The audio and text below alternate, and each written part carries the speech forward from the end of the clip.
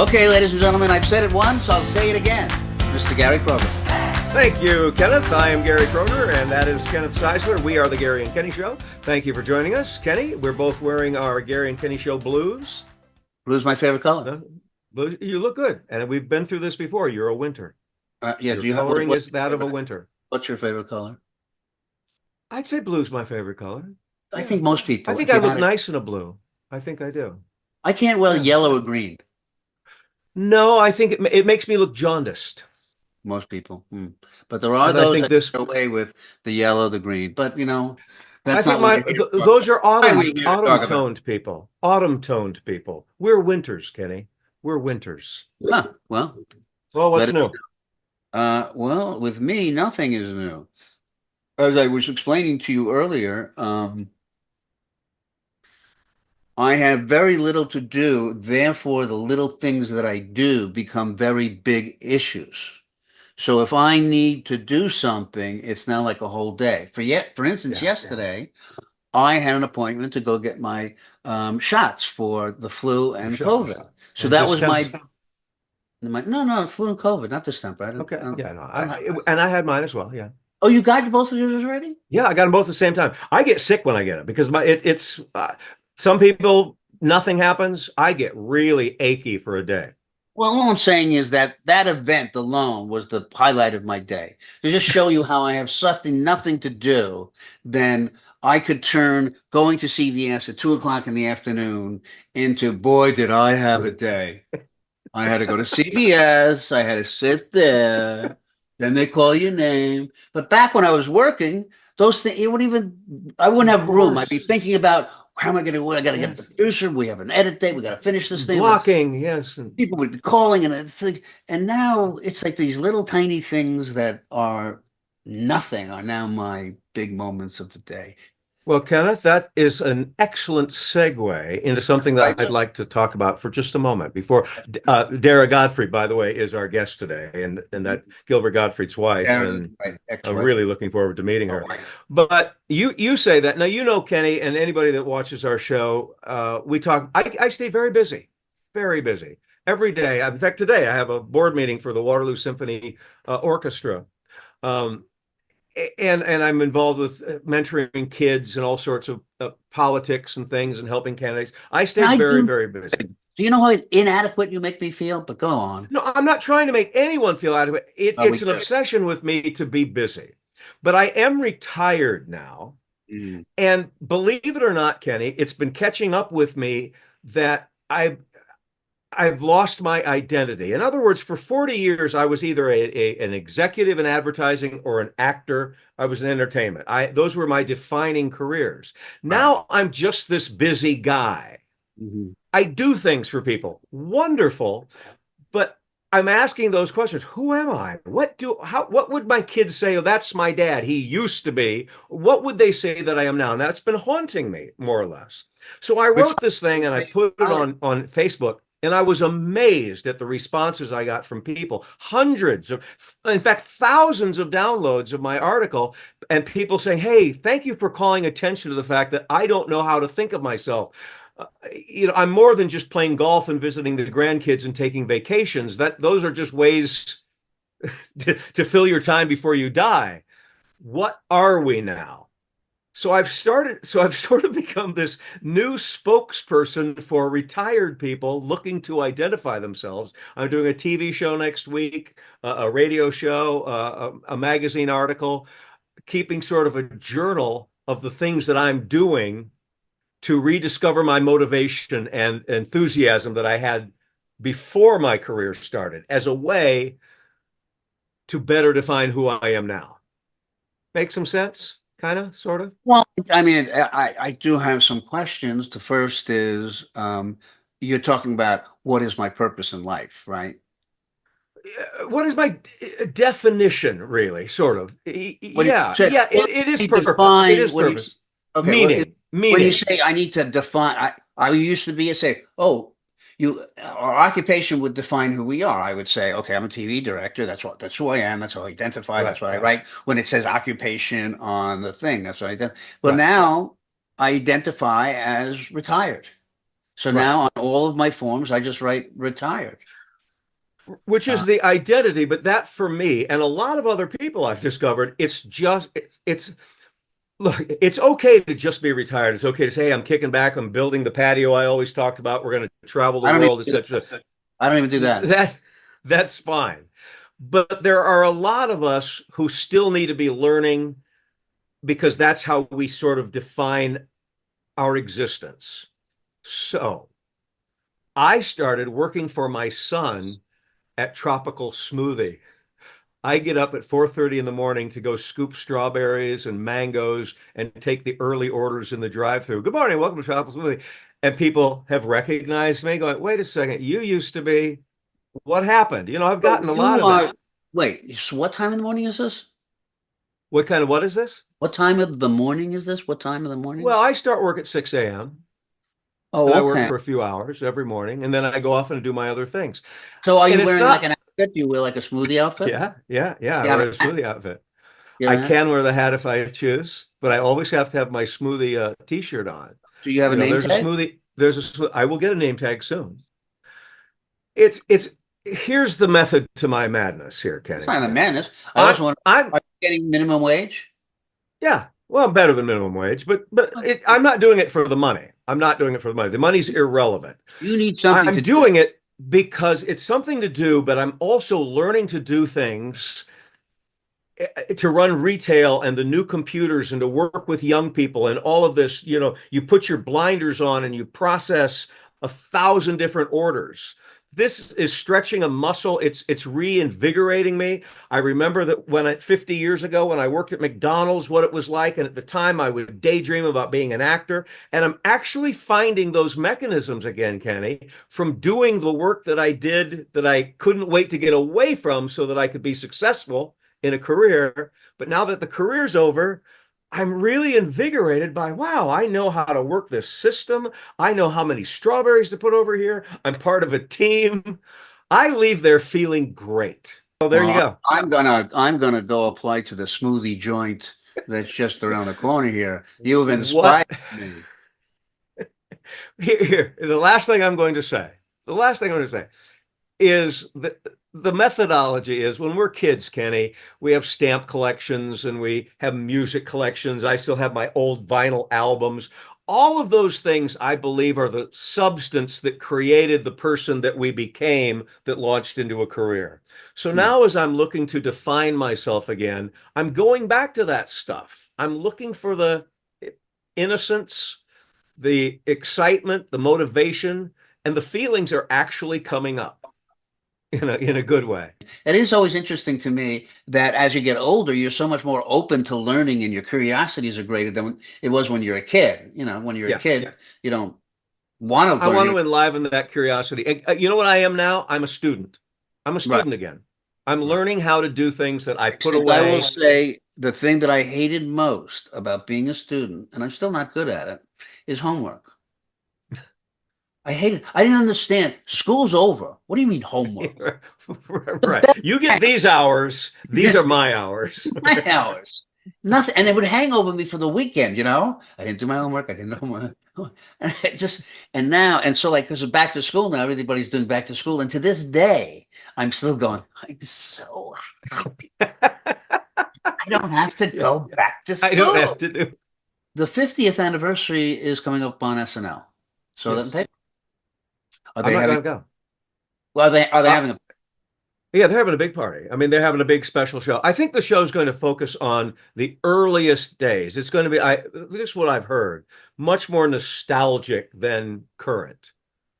And I'm sure there'll be a nice balance, but I think they're really looking at SNL started in 1975, and I think that's the focus. And well I'm because not, you have the movie, you have a Saturday night movie coming out. yeah, Have yeah. you seen the trailer?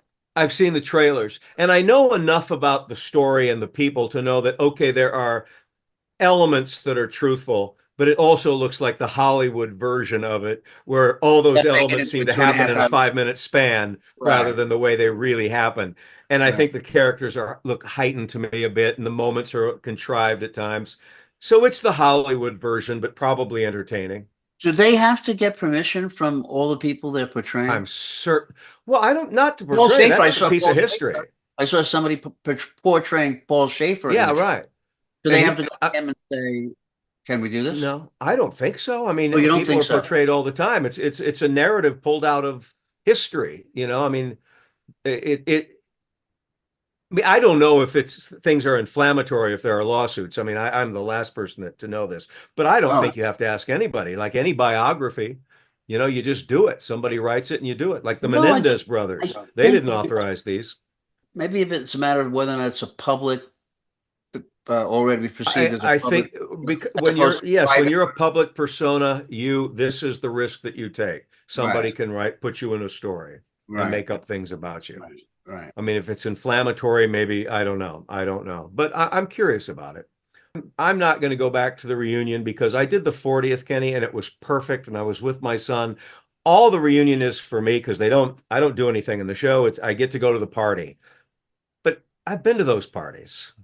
I've been to a party with Taylor Swift, Paul McCartney, and Prince. So even if they come back, okay.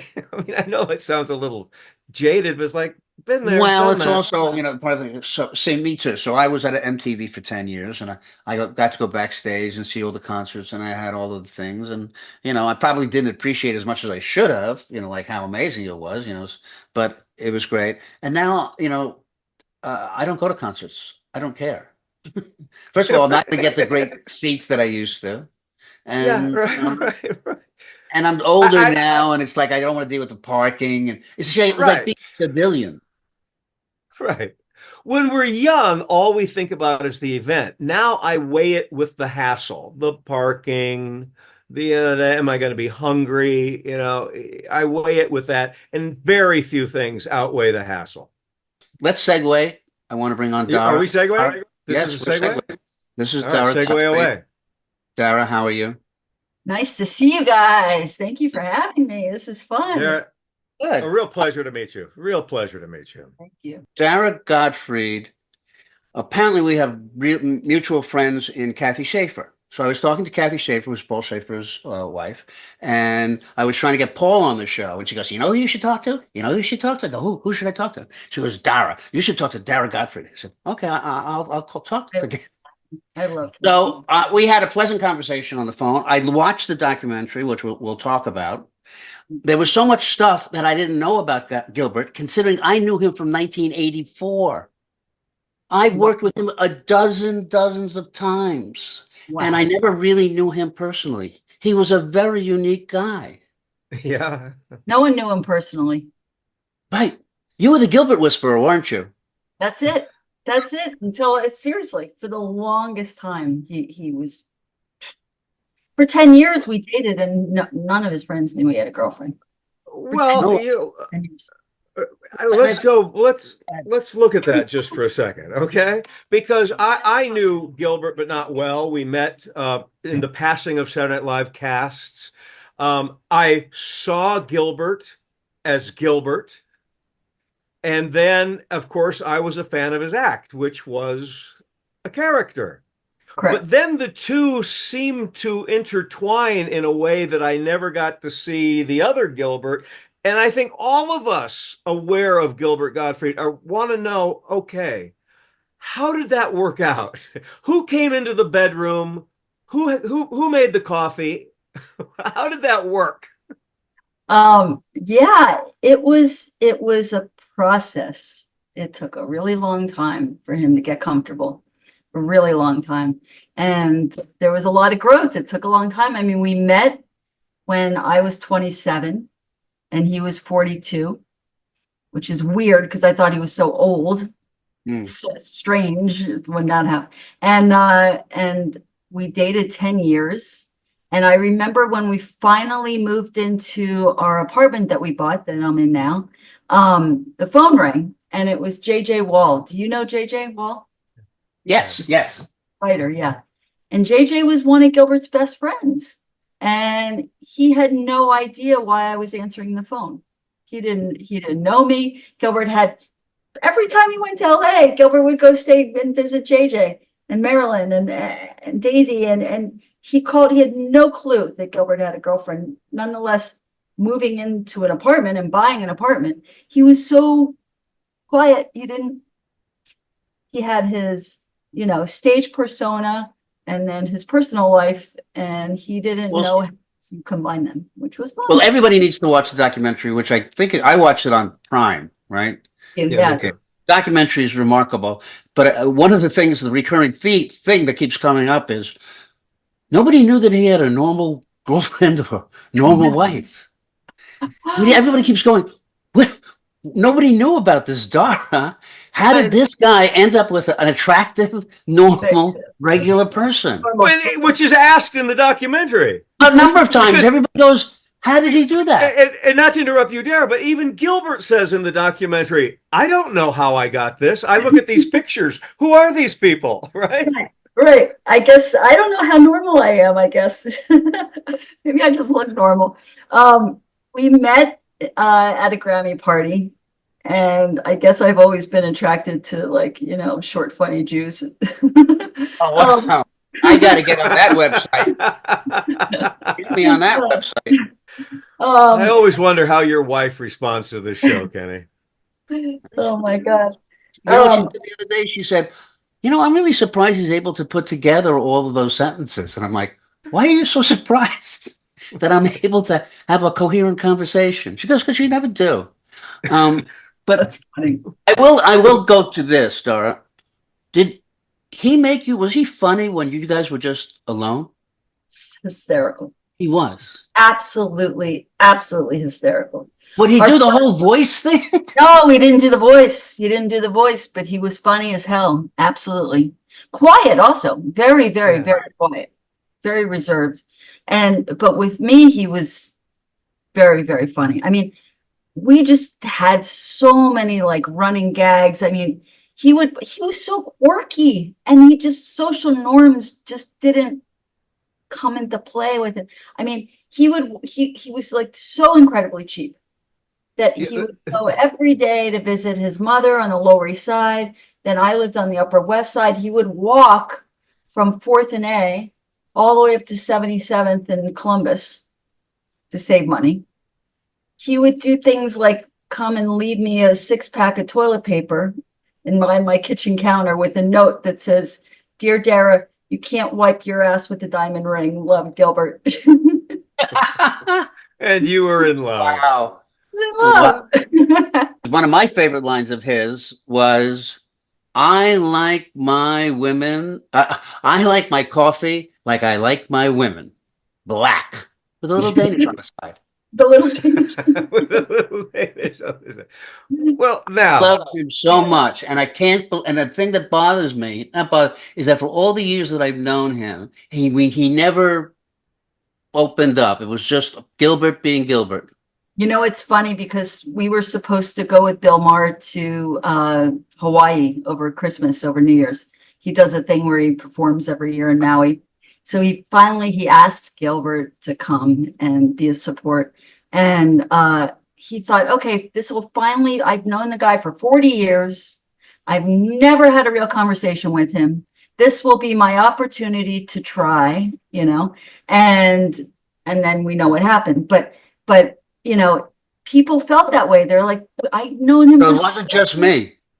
No, but you know what? When I started the podcast for him, it was partially because he got fired from Aflac, and which is a whole story. That's a whole nother. But it was also because we would go out to dinner and he couldn't talk to anybody unless I brought up old movies. He didn't know how to talk to people. So I would, if he was quiet, I would say, let's play a game. You pick one actor, and then let Gilbert connect the two with 6 degrees of separation. How quickly can he connect? And he'd sit there in his mind. Blah, blah, blah, blah. It was brilliant. I said, you know what? Let's do something with this and start the podcast. And then he started making friends. He got to be friends. He knew Howie before, but he wasn't good friends with him. He started calling him on the phone and becoming friends with him. Jeff Ross, back to, Paul Schaefer. He knew Paul forever, but until we were together, did we start going for Thanksgiving and holidays? I think that, I do give myself a little credit that I helped him be a little more social and make some more friends, you know. Well, the podcast was excellent. And I have a question about Gilbert because I'll be perfectly honest. I admired him so much and a huge fan, but I was a little bit afraid of him because I thought, well, what if he doesn't like me? What would he, how far would he be willing to go if he thought I was some dumb schmuck? Right. I mean, I was sort of afraid. And I heard him say, and I think it's even in the documentary, the worst thing you can say to me before I go on is don't talk about that, which means that he kind of goes into dangerous places that he just shouldn't go into. So I wonder how much truth there is there. Is he missing a filter? He was missing a filter, and he was also, if he didn't like you, then he just wouldn't talk to you. Okay. Well, he said hi, so we're good. Sorry, by the way, Gilbert is not a taste for everybody. You're either on his wavelength or you're not on his wavelength. I think if you're smart, then you get him. Yeah. Yeah, I agree. But he would go off and challenge. I mean, in one way, Gilbert was incredibly frightened and incredibly fearless at the same time. Does that make sense? Yes. Yeah. Yes. He was very shy and inward. Yes. When he got on stage, he was fearless and would do things that people would be like, wow, I can't believe he's going there. And not only is he going there, but he is making it hysterically funny. And that kind of, you know, a lot of comics who are comics, what they call comics, you know, a little bit all the comics all like, sometimes the regular public doesn't get. Yeah. So, did you go to his stand-up performances? Yes, definitely. I mean, I didn't like. And did you sit there and sometimes and the audience was like, oh my God. What about the Aristocrats? I mean, I was like, I can't believe he just said that. Holy shit. Oh my God. Way too soon. I wanted to kill him. And then he turned it around, you know, one of the best moments, I think, in comedy history. Yeah. But he scared excuse my language, but he scared the shit out of me a lot of times. A lot of times. I mean, he would say things like he would go on live TV and just do things that were crazy. I'm like, I can't believe that you're doing this. You're going to get in so much trouble. Or going in front of an audience and just, you know, I remember one time Joe Piscopo was in the back of the room. He was at he was at a benefit and it was a young audience. They weren't really getting his jokes. So he's like, screw it. And he spent the rest of the set just making jokes that Joe would get. Like audience was like, find the jokes out on you first?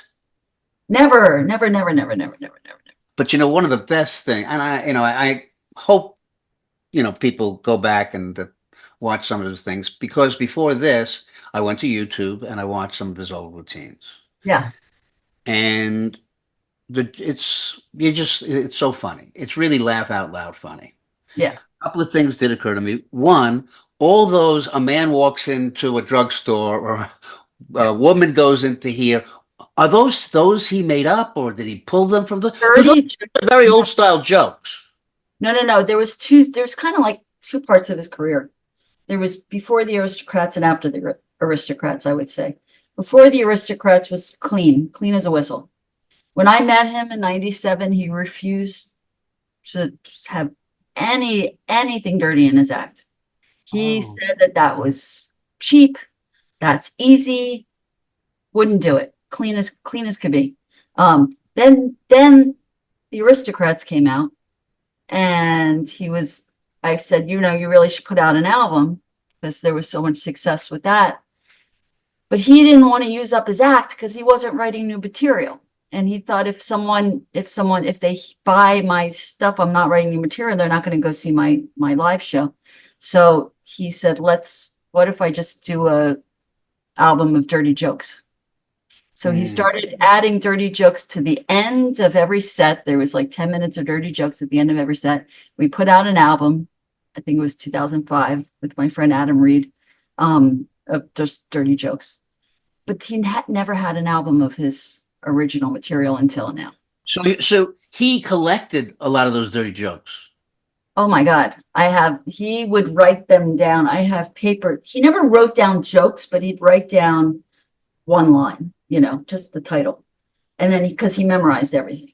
the perfect Gilbert Gottfried joke to me was, because it was a well-constructed surprise joke. And it's the one, a landlord is showing a couple around an apartment. The husband looks up and says, "Hey, wait a second, there's no ceiling in here." And the landlord said, "Oh, that's okay. The people upstairs don't walk around much." And that to me that's a perfect jok, because you're with them, and then he creates this absurd reality that makes sense in that world. That's so funny. Yeah, Dara, I don't know. In today's world, what do you think? Would we not be okay with a lot of his stuff? Yeah, it's tough. It's tough. I think that well, I mean, he got fired from many jobs. Well, tell us even worse now. Everybody, a lot of people, most mainstream people probably know him as the voice from Affleck. Yeah. And first of all, how'd that come around? And why did he get fired? Oh, that was so unfair.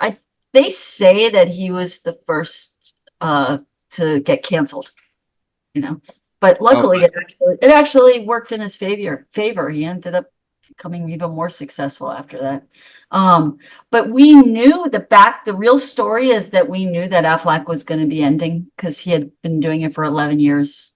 Wow. And every year the agent, a residual every time somebody said Affleck. No, he would get paid, it was work for hire, whatever. But every year the agent would say, it could be this year, it could be this year, it could be this year. Prepare because they're looking to hire someone cheaper. So we knew it was coming. So now the tsunami happened. First, he has a book coming out, right? Rubber Balls and Liquor. The publisher says, "Oh, there's this new thing called Twitter. You should get on it." Gets on Twitter. He doesn't know what he's doing. He takes his keyboard and he just runs his finger across and push sends. He doesn't know what he's doing. And next thing you know, we're in Philadelphia with the kids going to see the Betsy Ross house. It's a beautiful day. And the tsunami happens in Japan.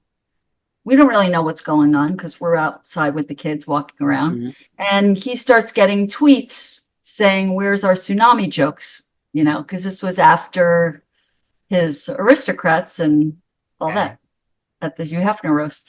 "Where's our tsunami jokes?" So he starts writing on Twitter, punchlines like Gwen Tsunami or Hebrew National Tsunami. I mean, just like dumb, stupid pun kid jokes.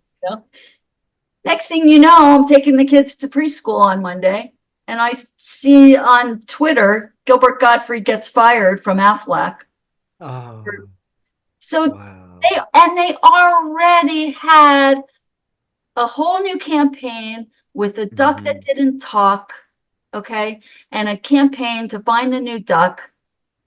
I think it was a little bit of a coincidence. Well, that's what I think all the social media and the Twitter stuff has done. People get canceled immediately because some moron somewhere has typed something, and then that becomes an outrage, and then it becomes viral. And the next thing you know, I mean, we've really reached a point where personally, I miss that kind of joke telling and crossing the line and edgy stuff. It just was unique. Well, we seem to understand that it wasn't real. It was a joke. There was an understanding that this is just humor. It's irony. It's juxtaposition. In fact, it's looking at these things and exploiting them for their stupidity. Really. Actually, that's maybe in an analysis you could do that. My only thing was it made me laugh. Honestly, everybody laughed. Exactly. I want to circle back to the documentary because I want everybody to see it. I know I saw it on Prime. It's so beautiful because every comedian you respect comes on there and shares their respect for Gilbert. I mean, it's goosebumpy stuff. But you really do see the sides of Gilbert, and just regardless of your awareness of Gilbert Gottfried, this is a phenomenal documentary about a brilliant comedic life and one of the most interesting people who ever walked the planet. Made by Neil Barkley, so I just want to plug his name. There you go. Yes. So tell us where everybody can find it, et cetera, et cetera. It's available, I think, on iTunes, on Amazon Prime. It was on Hulu, but it came out in 2017, debuted at Tribeca Film Festival. Right. Neil Barkley, who is a brilliant director, and he did the whole thing himself. I mean, he shot the movie. He's incredible. I want to go into the things that you're doing now, as far as Yeah.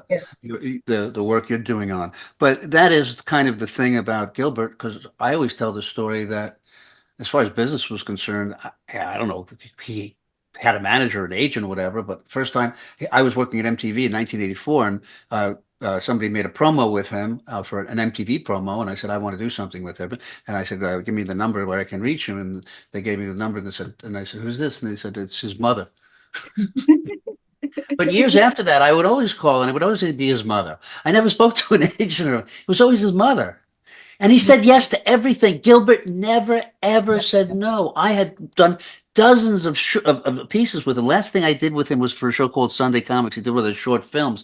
We went out to, we didn't even have an idea for something. I said, let's just go to Western Costume. And I don't know, Dari, if you ever saw him. I took him to Western Costume, and he got to walk around to all the costumes, and he just ad-libbed. He would pull props out from famous movies and ad-lib. And it was great stuff. But even if we spent the whole day together, it was just, he was very quiet when we weren't shooting. And then it was like, okay, go. And he would just go. How fun is that? Oh my God. Let's talk about what you're doing now. Yeah, a lot. I'm busy. A lot. I'm keeping busy. You know, I guess, I don't know. I kind of feel like I want to keep his memory alive, you know, for me personally, because it feels good. You know, it's like, feels good, I guess. What can I say? It feels good. And I think hopefully fans it'll feel good for them too, you know? So I'm doing it. I'm trying my best, I guess. So do it for me, because I got to tell you, revisiting his old stand-up and all that stuff, I laughed so hard. I love that guy. His comedy was just brilliant. You know, part of me, it's like, I feel like, oh, you're supposed to let go. You're supposed to move on. I mean, I'm doing great. I'm okay. But I still want to, he's got, there's so much that I feel like I want to share still, you know? Mhm. So anyway, what am I doing? A couple of things. I'm putting out an album, and we took Neil, who made the documentary, shot dozens of his shows. So we went back and we took the audio from the clips of the best of his act, and I partnered with Clown Jewels, it's called, record label, and we are putting out his first comedy album of original stand-up, and it'll be out digitally available on November 15th.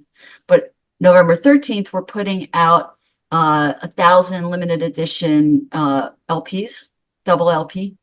And my friend Perry Shaw, who is a genius, he was just nominated for a Grammy for Best Album Artwork for the Black Keys this year. Oh, yeah, good stuff. And he designed the packaging. It's crazy cool. Penn Jillette wrote the liner notes for the track listing. We took Gilbert's archival papers and stuff, and he cut and pasted all of Gilbert's letters and put it together to make the track listing. We had made a collage that'll be in the gatefold. It's just Gilbert is cool. Gilbert, what do you think Gilbert would have thought about all this attention? He would have loved it. Well, I remember he said to Penn before he died, he didn't know he was going to die, obviously, but after Bob Saget died, he was like, I bet you I'm not going to have like half as much attention as Bob. You know, Bob, like he really wanted to be on covers. He wanted the attention when he died.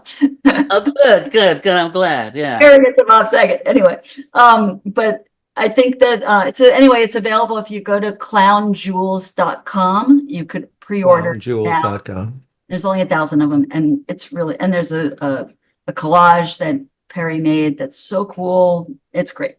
So that's that. And then I'm also throwing an event with the New York Comedy Festival that night to celebrate the album at the Hard Rock. What date is that? It's Wednesday, November 13th at 7:00 at the Hard Rock in Times Square. And you go to New York Comedy Festival's website, and you could buy tickets if it's not sold out yet.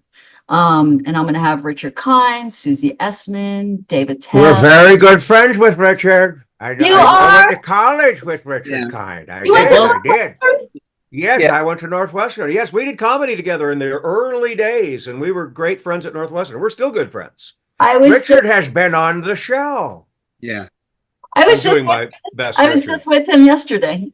He is one of the, well, like Gilbert, God said there shall be people who are just inherently funny. Yeah. They're just interesting and different.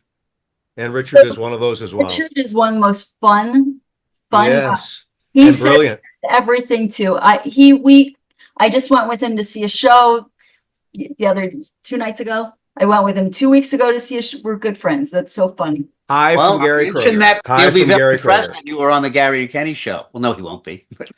Yes, he will. He is was very that? generous and very kind. Yeah, we no had a great- pun intended. No pun intended.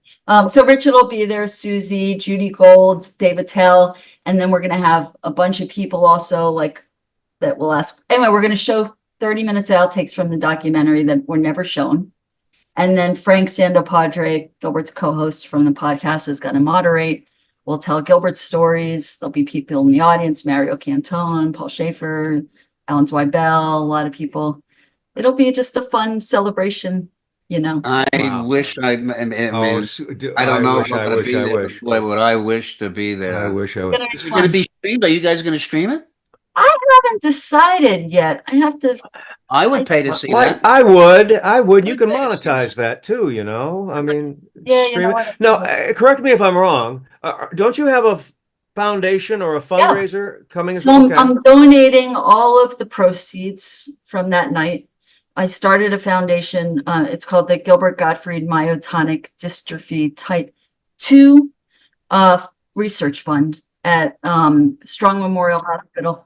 So it's at Strong Memorial Hospital in Rochester, New York, and the doctor's going to fly in for it. And we've raised almost 200,000, which is not bad.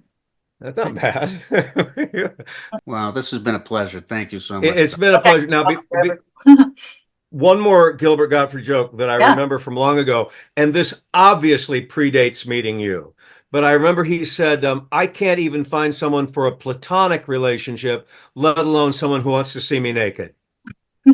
Which is just, it sums up the way a lot of people feel, you know. Well, it's an insecurity, you know, and I just thought it was perfect. Since we're throwing out lines, the one line that I have every time I go on vacation and I'm like in an ancient Roman ruins, I think of his line where he goes, a long time ago, did people walk around going, gee, it feels like a long time ago? Kenny, almost every show we do, you find a way to bring that up. You have been talking about that line of Gilbert for years. Oh, it's your favorite. No way, I always think of Gilbert. Because on some level, we all have those thoughts. Like a long time ago, did they know it was a long time ago? Did they know it was a long time? And Gilbert was brilliant at that. Oh, wait, there's one more thing I want to say also. On gilbertgottfried.com, he was an artist. He drew, and no one knew that he drew. Yeah. And my daughter made an 8-minute documentary. She's won like a ton of awards for it. Hopefully it'll help her get into college, fingers crossed, about Gilbert being an artist. And you could buy G. Clay prints of 4 of his prints if you go to gilbertgottfried.com. Excellent. gilbertgottfried.com. Well, there's probably a lot of things there at gilbertgottfried.com where, you know, guide people to the documentary, what you have going on, the fundraiser, et cetera, et cetera. Dara, it's been a real pleasure. Kathy was right. I gotta have Dara on. Gotta have Dara on. I love Kathy. There you go. Gotta have Dara right now. When I get to New York, we have dinner with Richard Kind. Definitely. That would be one fun evening. Definitely. All right. Bye, thank you, Dara. Thank you. And thank you all for joining the Gary and Kenny Show. We're on all popular podcast platforms. We're on DBTV. And we really love it when you go look for our YouTube channel, The Gary and Kenny Show. Give us a thumbs up. We appreciate it. See you next time. Bye. Good night.